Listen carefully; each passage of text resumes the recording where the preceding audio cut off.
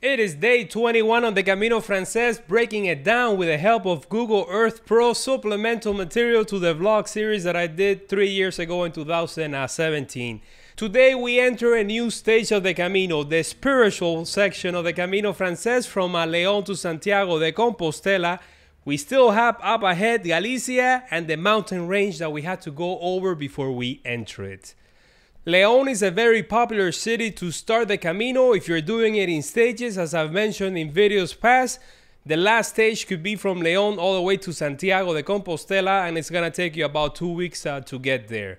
We're still in La Meseta, so there's not gonna be much of a difference on the terrain, even though the soil is gonna change color a little bit. But once we get to Astorga, from there on, we're entering the mountains. Before we go into today's stage, let's go over the Camino de Santiago as a whole, so that by the time you guys get there, you know it like the back of your hands. The Camino Frances stretches about 800 kilometers from Saint-Jean-Pied-de-Port all the way to Santiago de Compostela, and the lucky ones go an extra 100 kilometers to Fisterra or to Muxia.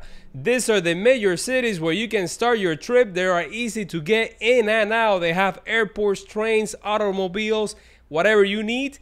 And those are Pamplona, followed by Logroño, then Burgos, León, where we're living right now. Ponferrada has a pretty cool train station. And finally Sarria. Sarria to Santiago is the last 100 kilometers. If you want a Compostela, this is the minimum that you have to do to get one. As you make your way westbound across northern Spain, you're gonna go through different autonomous regions and provinces, and you start with Navarra, followed by the wine region of La Rioja, tiny one, but good. And then we enter the massive Castilla y León. Within Castilla y León, we have 3 provinces, starting with Burgos, followed by Palencia, and then León, where we are right now. Up ahead is Galicia, and within Galicia, we go through Lugo, followed by A Coruña. Here's our today's stage with the help of the elevation profile, and as I mentioned before, it's gonna be pretty much flat. We're still in La Meseta. We got a couple of towns up ahead where we can stop and resupply, and just getting out of Logroño is gonna take you a big chunk of today's stage. We also have a split on the road. We can take a variant if you wanna leave the major busy road, or you can follow the original Camino. Either way, they're both gonna meet tomorrow in Hospital, a few kilometers down the line. The day started bright and early before the sun even came out. So many pilgrims in this albergue, and they started waking up around 5 a.m. So at 6, I had enough. I gathered all my belongings, and at 6:27, 6:30, I was already out the door here facing this main plaza.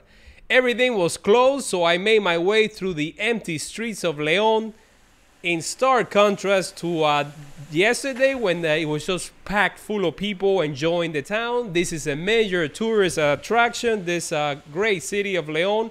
Did not get to visit the cathedral because it was closed. So at 6:33, I made my way past this ATM where I took out some cash. I want to take this opportunity to thank all my members for making all these videos possible. You can also buy some of my merchandise or use my affiliate links to support this channel. This is where they have the sign for León at 6:40 in the morning. I was trying to do a few jump cuts and make a little sequence just facing the cathedral before heading back. Now that I see with my GPS tracks, I had already visited the cathedral, so I could have just cut across this street over here and continuing on. But at the time, I was just following the yellow arrows, and I was very faithful to wherever they told me to go. In this plaza over here, I saw another one of those storks nesting atop this tower that they have here in this corner. As I was making my way out before passing by this stone marker where it has the 306 kilometers to Santiago. It's gonna take you a while just to get out of this city. I think about 25% of today's day is gonna be just leaving the city of León.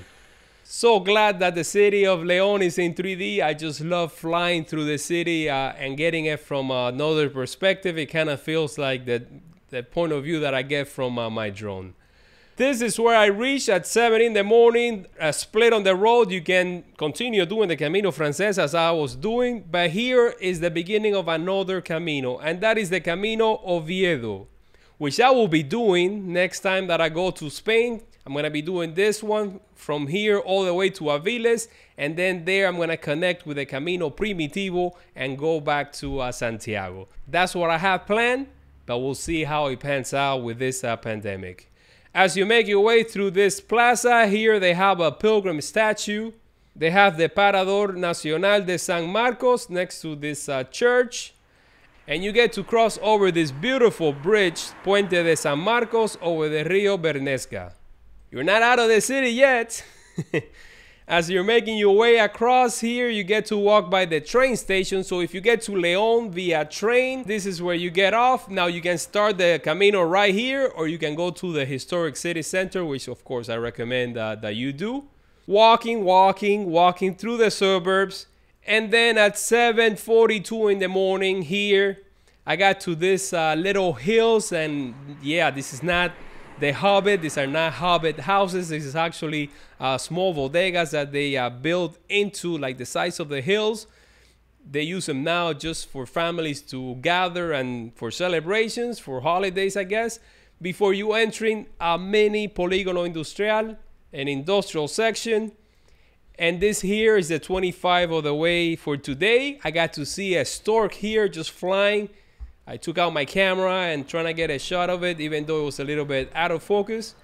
And as I mentioned, it's not too big, nothing compared to the one in Burgos, let's say. Before you reconnect with the main road, there's a gas station here in case you need to buy some supplies for today's stage for up ahead.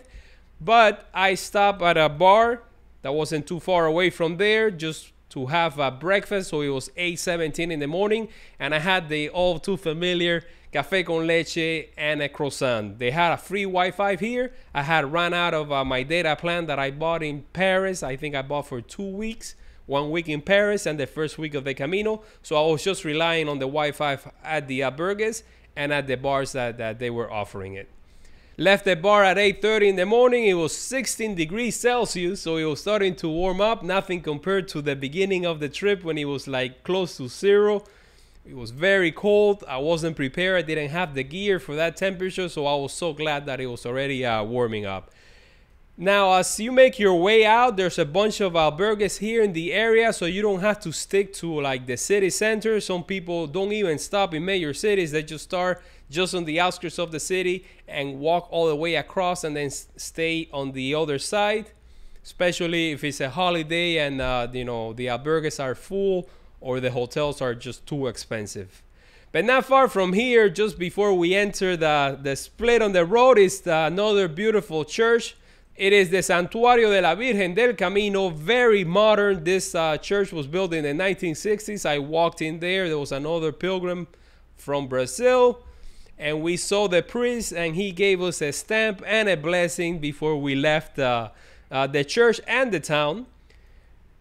There's a pilgrim statue here before you make it to the split on the road. So here's where you have an option to make. You can continue walking straight and follow the official Camino de Santiago, but you're going to be trailing the main road all the way to Hospital. So for a day and a half, a stage and a half. Or you can take this variant that's going to take you out into the countryside, and that's what I opted to do. It's what my guidebook recommended, and I think I made the right decision. You cross over the highway, 9 in the morning. This is where I try my luck, unsuccessful again, at the rock stacking over one of those stone markers before going under this underpass. Now, unfortunately, I think it was last year I saw in one of the pilgrim forums on Facebook, there was a deadly accident here where 2 pilgrims got hit by a car and died. So guys, just stick to the side of the road. Don't walk on the road because, you know, this could happen. I was looking for a place to make a quick pit stop, and luckily for me there was a bar right here. It was 9 in the morning, 9:08. I had to buy something for them to let me use the restroom, so I got an orange juice and a little bit of a snack. I was there for like 10 minutes and then continue on walking through this small little village out in the middle of nowhere. You're walking on the road, but this is a backcountry secondary road with very little traffic. We're already at the halfway point of the day. It's going to be a quick one. And this is where I saw 2 pairs of shoes just hanging from one of the road signs. And there was other ones up ahead that had like happy faces and a guy that kept writing inspirational quotes and signing his name. I kept seeing his name throughout the Camino. Not long after that, you make it to another small village, Onciana de la Valdoncina, and here I saw another stork nesting atop the bell tower in Iglesia de Oncia de la Valdoncina. Saw a group of pilgrims making their way through the town. They have an albergue here, but other than that, I didn't see any activity going on. A small hill up ahead, not too bad, but I think this is like the most that you're gonna be climbing on today's stage. And here we enter the Paramo. This is a stretch of land, kind of like La Meseta, but it was like a reddish kind of soil.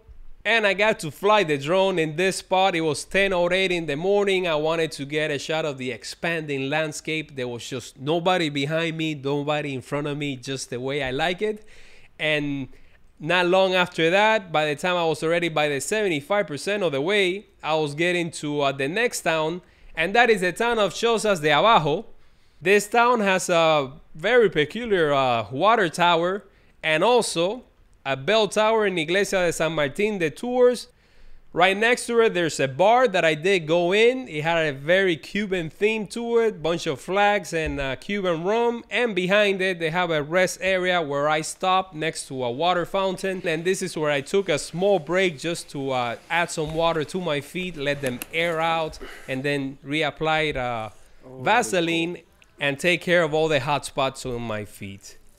This is the last town before you reach Mazarife, so I decided to continue on. It was very early in the morning, only 11:30, and this is where I saw some cows grazing here in the pasture. Remember seeing cattle at the beginning of the trip, like on day 2 when I was in the Pyrenees, and then they completely disappear, and I will get to see them once again once I enter Galicia. We follow this backcountry solitary road. This is where I flew the drone just to get all the shots from the town. As you can tell, I always spot the place where I want to fly, leave the town, and then come back with the drone, get my shots, return, and continue on. You're out in exposed terrain with very little shade, so add some sunscreen to your face, have your hat, long sleeve shirts. You know the drill by now. And at 12:30, this is where I made it to Villar de Mazarife. They have a mural here to welcome you. This town has like 3 albergues, so you got options. I decided to head to Albergue Tío Pepe right across from Iglesia de Santiago. Here they have storks on the bell tower once again, so I got shots of them with the drone. Got very close, and the storks do not care about the drone. They just look at it, and it's like, what are you gonna do, right? They have a pretty cool modern pilgrim statue here, and the albergue, it has a restaurant. I have my lunch, cold pasta, meatballs with fries and red wine. This is where I got my last stamp on my first pilgrim passport before moving on to my second one. Pilgrims were hanging out in the patio, very rustic patio, having conversations, and just stroll the streets of the town. There's really nothing to do here, just passing the time, getting the drone shots of the town from this corner over here, and then just a waiting game until I have my dinner at night, my pilgrim dinner. Remember, once I went to sleep in my bottom bunk bed, the pilgrims were just having drinks in the restaurant. I could just hear them, I think, all the way until like 11 o'clock at night or midnight. So guys, that was the end of day 21 on the Camino Frances. Very short, but good one. Tomorrow we get to Astorga. I'm gonna get to meet all the pilgrims that I hadn't seen in a long time. And the scenery is about to change once we get to Astorga. From then on, we enter the mountains once again. Guess I'll see you guys on the next video.